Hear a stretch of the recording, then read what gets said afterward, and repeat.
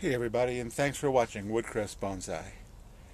Today I'm going to work on the very first Parrot Beak that I ever purchased long ago, and it was in an 8-inch training pot, and it already had this hollow, and it's actually hollow from here all the way down now. And I also like the movement up into here, but then at some point, if we can see, can you see right there? There's that dead.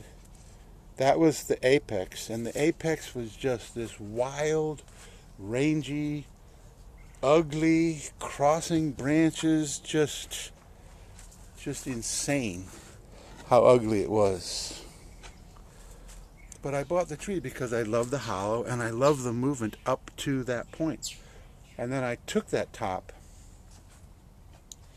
and I completely removed it, and then I regrew the tree as you see it today. It has lost a lot of leaves in the winter, but I've decided to completely redesign it, so it's going to get some major work, and it will be much thinner, much more sparse. But I think over time, in fact I'm sure that over time, it will be a nicer tree because of it, and I will like it better. So basically I'm talking about, well, first of all, we've got some bar branches right here. We also have some very low back branch that I don't think we need. And then when we come into the apex is not bad. This tree could just be trimmed up and it would still make a really nice tree, but I want to take it to be a more open tree with a lot more space between the branches, a lot more definition of branch number 1, branch number 2. And so that's what I'm going to do.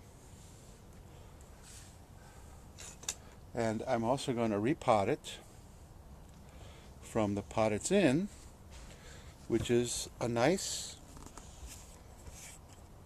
Japanese clay pot, pretty much mass produced, but very nice lines.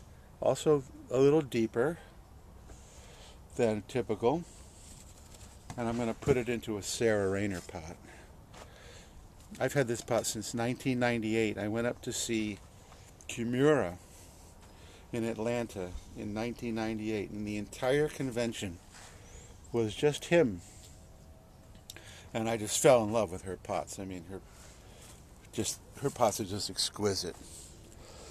And I've already prepared all of the drain holes except for one, the one in the middle. So I just want to show you how I do that. And if you've been doing bonsai for any length of time, then you already know. But if you're just a beginner,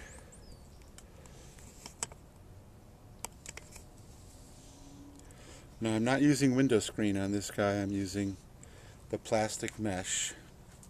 And so what I do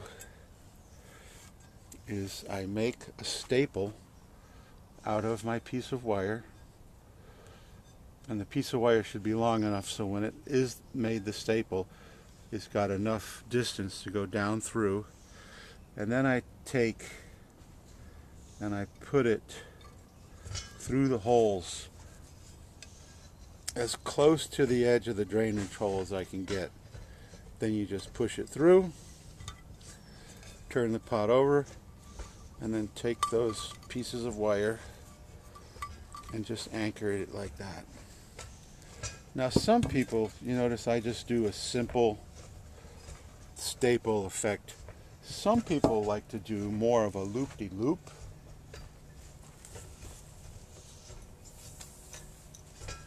With their anchoring. And I guess the theory is that the loops help keep the roots from undermining the mesh. So here's one that has the loop-de-loops. It's a used pot, so it's got a lot of dirt, but you can see the wire loops before they send it down. I don't particularly use that, but that is another technique that a lot of people do use. Obviously the people that owned this pot before me used it. So there's a new pot. all ready to go. So we're going to take it aside and bring the tree back.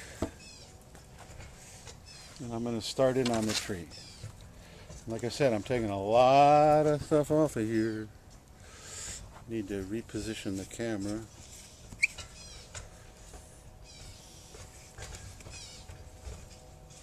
So I'm going to keep this branch here as the first main branch.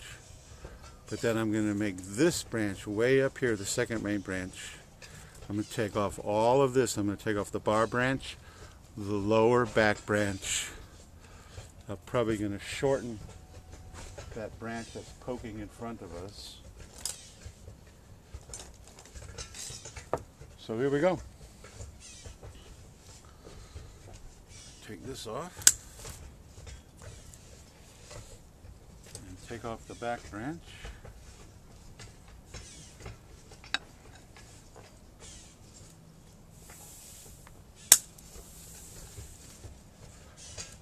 And shorten this one tremendously. And once I'm done with this and it's so sparse, you may be saying, man, what did he do? However, these guys root so easily, so let's push the tree aside. And look at this branch I just cut off.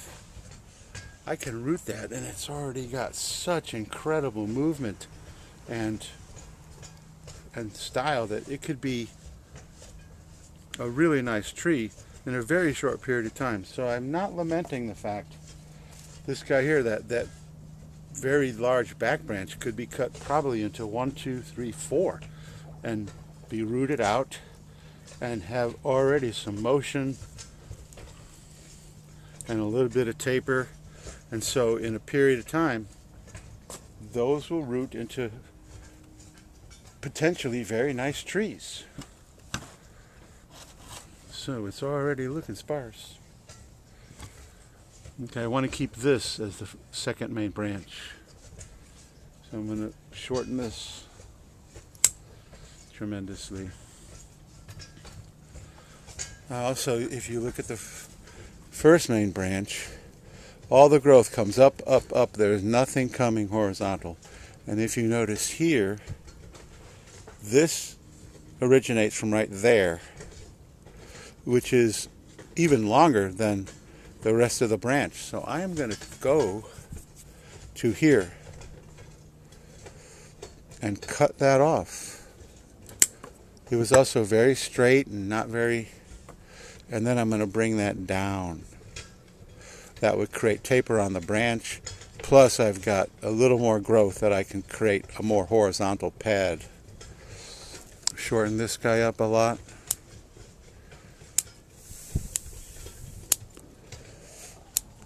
Okay, so now I don't want this back branch either. This thing had 5 back branches and I'm only going to leave 1. So I don't want this one either.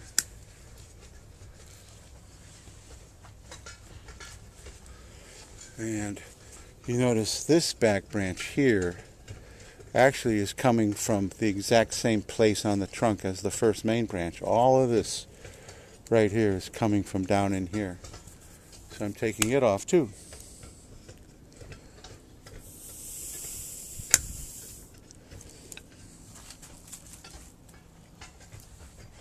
I want this branch to end up in here as the second main branch. And this will be my back branch. And then the apex is going to be up in here. So I'm going to shorten this guy tremendously too. And I think this one needs to be shortened even more. And then when we get to the second main branch, it needs quite a bit of trimming.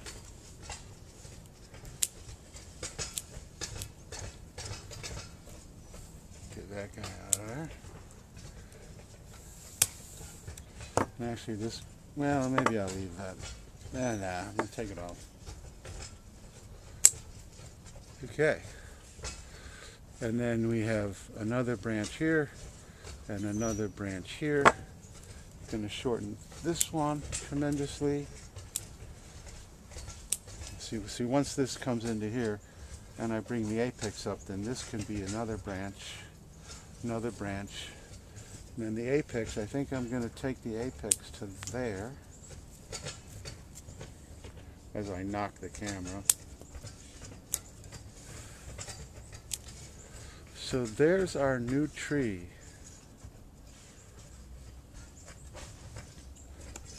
Not quite sure I really need that.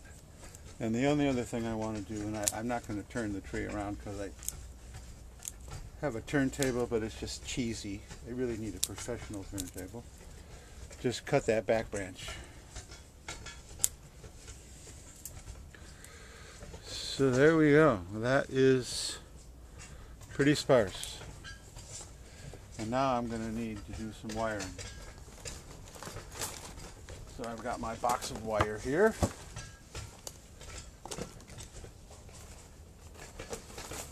And whenever you're wiring,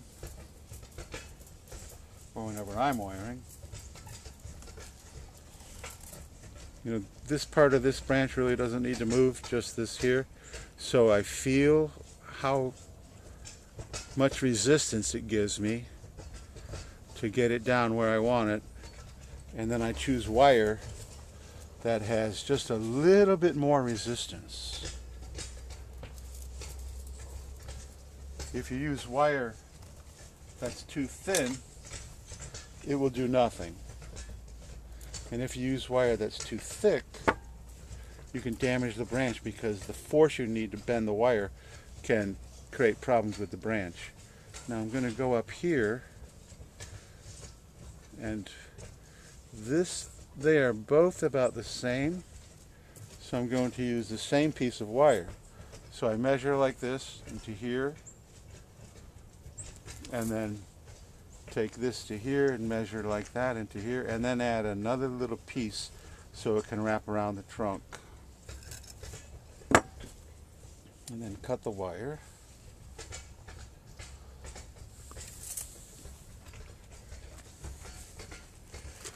I'm going to start on, so I'm going to leave all that there and start on this guy.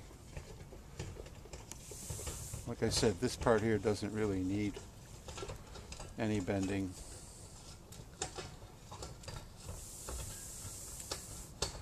And then just bend that guy down.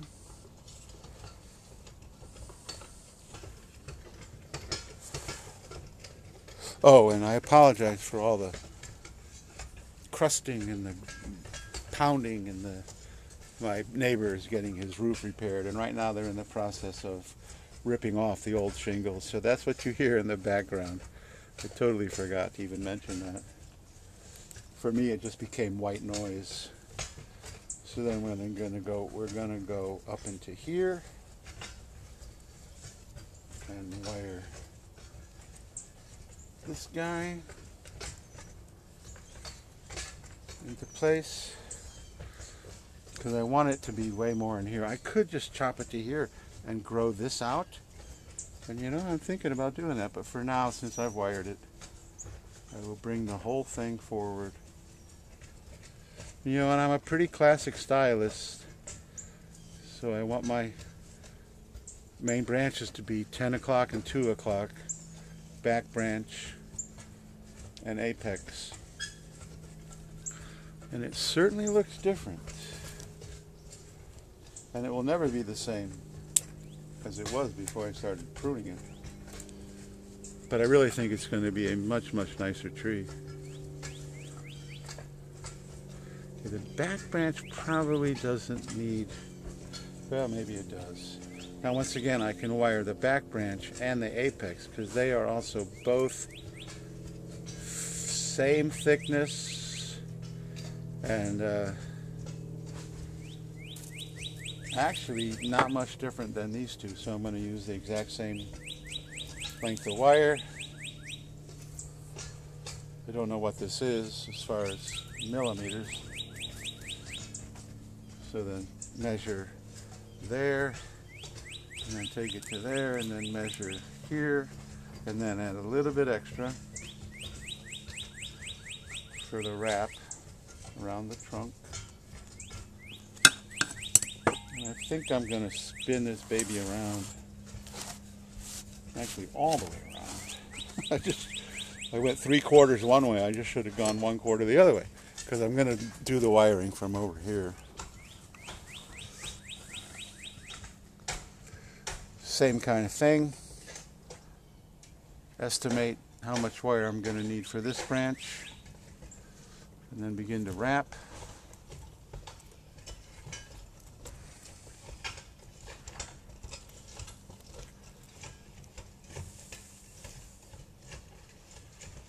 And bring it down. Whenever I'm wiring a branch, I like to have my fingers or my thumbs at the place that I'm bending so you can feel it crack. If it does crack, or is about to crack, you can alleviate that.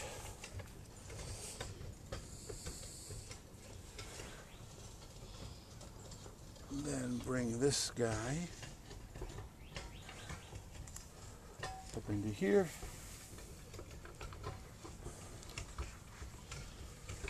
And usually when I'm wiring, I try to do the wiring and then do the bending. Try not to bend it during the wiring process.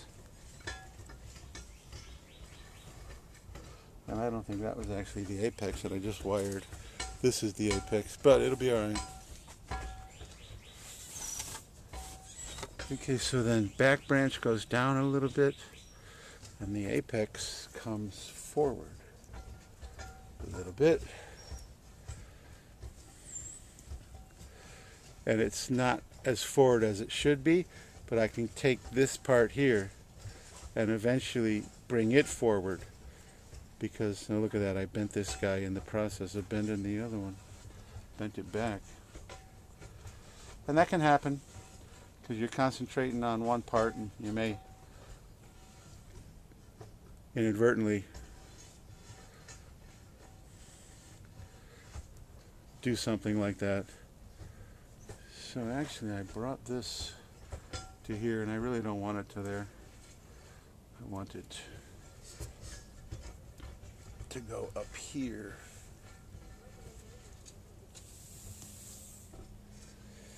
Oh, that was an interesting wire.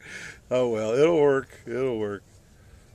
And then if we take that guy off, you see we've got a nice little growth here that's going to shoot straight out, and then this part that's going to go in the back. So I'm going to shorten that back part. And that guy probably doesn't even need any wire. I'll just promote that. And since this branch is in this space, I want this branch to be a little behind. You see we got the back branch and this branch. I want this branch to fill in this space kind of in between. Same as here. We've got the first branch here. We have this portion of the back branch. And this guy I want to fill in here. And this guy is growing very much like a Melina does, where they shoot a whole bunch of different shoots all right at the same point. So I'm going to take off the larger one. If I have a choice between a larger one and a smaller one, I almost always choose the smaller one, because that would create better taper. Yes, and in the future the apex would definitely need to come forward. Well, there we go. The styling at this stage is complete. And now, we want a nice full branch here, nice full branch here. The apex will probably, if we do the rule of thirds, we got third, third, third, the tree will grow to be taller. And I can work the apex as it begins to grow up into that space. But there we go. Total transformation from the old guy. And the old guy was nice. There was no doubt about it. And I enjoyed it. But I really think that this tree is going to be a lot more classic. And I'm a real, once again, Ben Oki, the story about Ben Oki saying that he taught many different people how to do bonsai when he was the curator of the bonsai nursery, or I don't think it was even, it was more like an arboretum down in, I think, San Diego. And he once told me that if you showed him a tree from someone who had taken his class, he could tell you who it was. He could tell you who owned the tree just by the style. So I have my own distinct style. I'm a real classic Japanese first branch, second branch, back branch, apex, space between the branches. And this tree is no different. So now I need my tray. Get my tools out of here.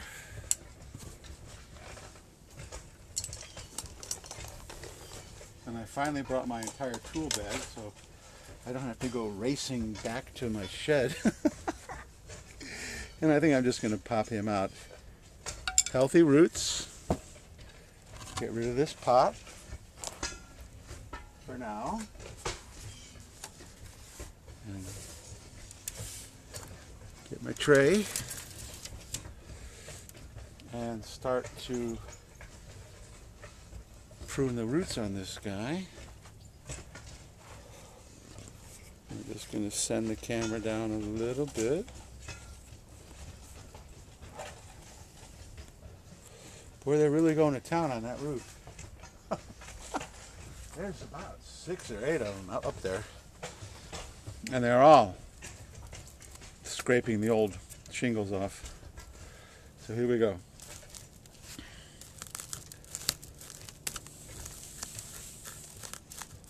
And I'm going to take about half of the roots. Parrot Beak, which is also, the scientific name is Melina. And it took me forever to remember that Melina is spelled with a G. The G, when you pronounce it, is silent. And as is the case with many, many different trees, the Melina refers to a botanist. Usually the plants are named after the person that discovered it. So most plant names are from long ago, hundreds of years ago, when they first discovered, the explorers traveled the world and they found new trees and they described it and they sent it back to their home country. I think this is in landscape mix. Look at that. It's not even in bonsai soil. It's been in that pot for 5 years, maybe. And the reality is probably closer to 10, maybe. I have no idea how long ago it's been since I bought this guy. But Melinas are definitely one of my very favorite trees. So we have some pretty decent roots there. And then, as in the other guys that I've been doing lately, I'm going to go in. I'm going to take off some of these weird roots, like this root right here is like, and then up. So take that off.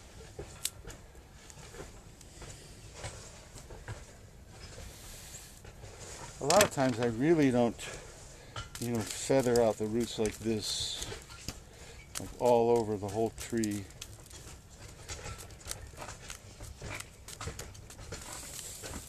Which is why I'm doing it now. I tell you, I don't do this, and then I end up doing it right in front of the camera.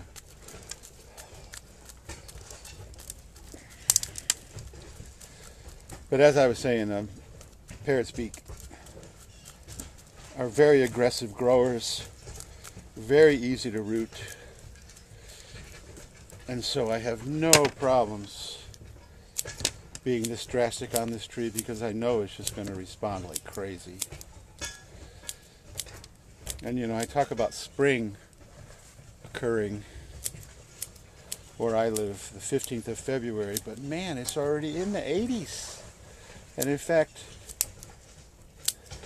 today is Monday. Friday, the forecast high is for 88 in the middle of February.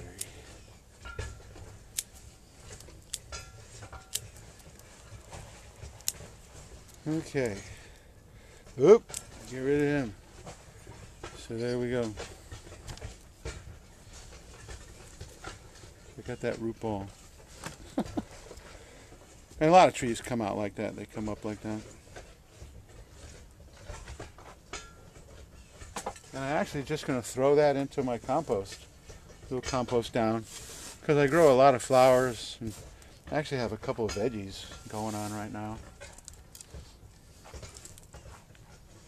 So I let that stuff compost down and I use that in the ground to grow my flowers. Alright, so now next thing is to just get rid of all the rest of this.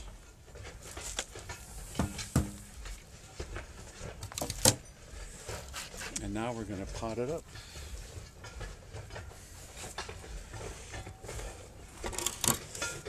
It's also very interesting because Sarah, the Kimura convention included him working 3 huge trees. And then they were raffled, and she won one. Sarah Rayner won one of the trees. And even though I was there, I didn't even buy a ticket because they were all northern trees that had no chance whatsoever to live here. But she won one of those trees, which I thought was just so cool. So now I'm just taking some of these surface roots. You want your roots to be radiating out. So taking some of the ones off that are not. And I think I like... No, actually, I think this is more like the front right there. Let's see what we got. And of course, the front of a tree can always change. It's not set in stone.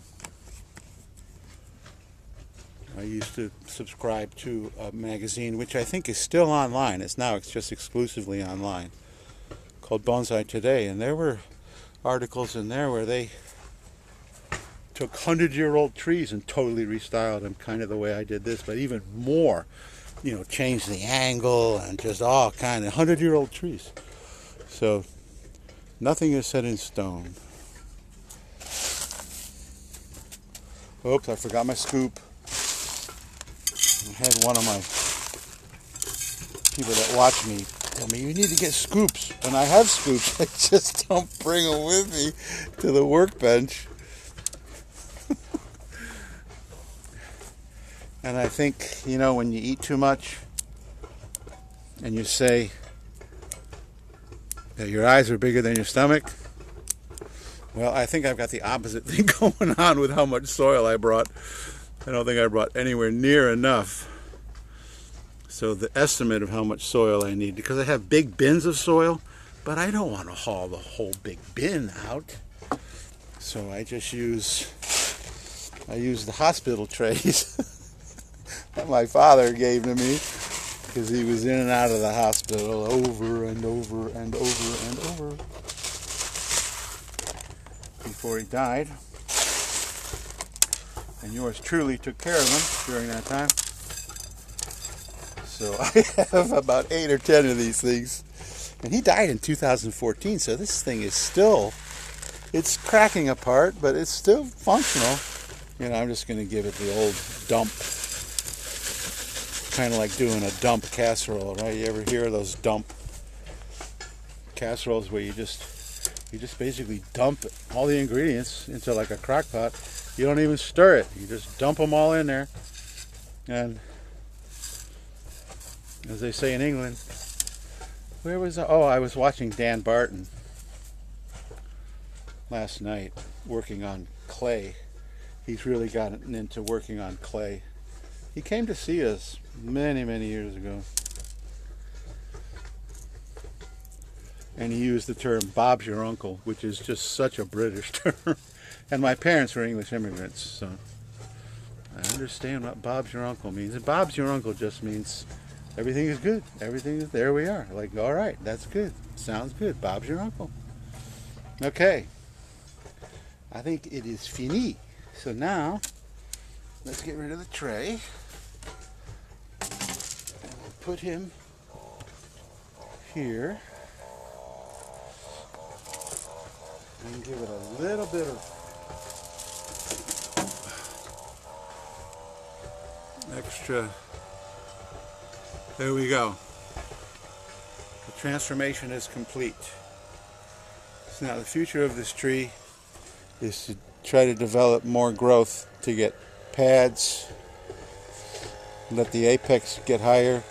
So you have to imagine all this stuff fuller, branches in here, branches in here, branches in here. And of course you can watch that happen if you subscribe and hit the notification bell. I will continue, and I do believe I have a playlist on this tree, so I will continue to add to the playlist. And I'm almost certain that I have one video where I not only featured this tree, I also showed you the top that I cut, because I still have it and I still haven't done anything with it, so you can see just how crazy ugly it was. So if you're going to a bonsai nursery, or you go to a convention and they have vendors there, you know, I'm always looking at just to about here. I can always build the top. If you have a tree that you really like that has the kind of motion and taper, and the hollow was really cool, but the top looks incredibly ugly, get it if you want it, and then just rework the top. Bonsai is a huge part of bonsai is reworking the top. So there we go. So thank you so much for watching. And please like this video if you like the result. If you think it was better the other way, you can still press like. Please don't press unlike. And subscribe and hit the notification bell. And you can watch this guy continue to develop. I really love the shallower pot. The Sarah Rayner pot is just exquisite. And so that's it for today. So please like, subscribe, hit the notification bell, leave a comment. What did you think?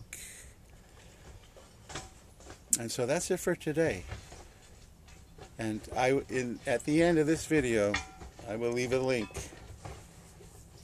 I think it's a playlist, and if it isn't the playlist, I'll just do the video itself of this tree plus the top, so you can just see what I'm talking about. So thanks for watching, and I will see you in the next video.